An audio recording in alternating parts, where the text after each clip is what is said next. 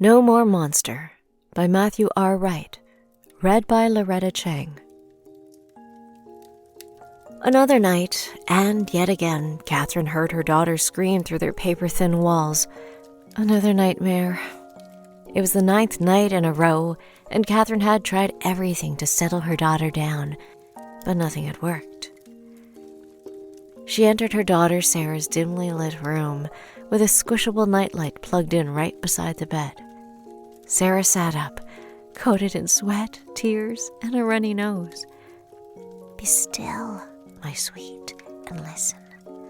I want to tell you a story," Catherine whispered. The young Sarah had been plagued by dark and twisted dreams, brought on by the monster that had once lived under her bed. "Did you know that monsters need sleep?" Sarah's voice wobbled like jelly as she replied, "No." "Well, they do. Even monsters sleep, especially our monster.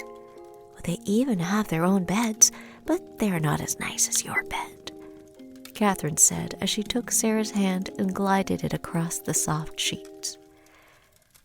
"Our monster doesn't hide under your or Mommy's bed anymore, does it?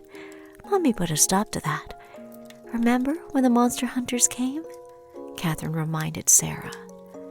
Sarah nodded in agreement. "The monster hunters made sure that it couldn't whisper things to you or rock your bed or upset Mommy anymore. Instead, our monster must stay in its own bed for a very long time, in its own cold and ugly room where the other monsters dwell. And the best thing is, it's a place full of bigger, scarier monsters, and some of those monsters like to scare, bite, and eat monsters like our monster, especially the ones that hurt mommies and little girls.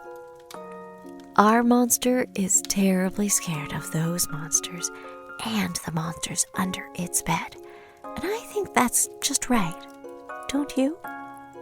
Catherine said, delivering the last line with a practiced smile. "Even monsters have monsters?" Sarah inquired, not fully grasping the idea. "Yes," replied Catherine, "and they're all too busy under their bed to bother us anymore. Now, get some sleep." She kissed Sarah on her head, stood up from the bed, turned out the light, and quietly closed the door. She hoped that Sarah would soon have her first peaceful night. She deserved it. They both did.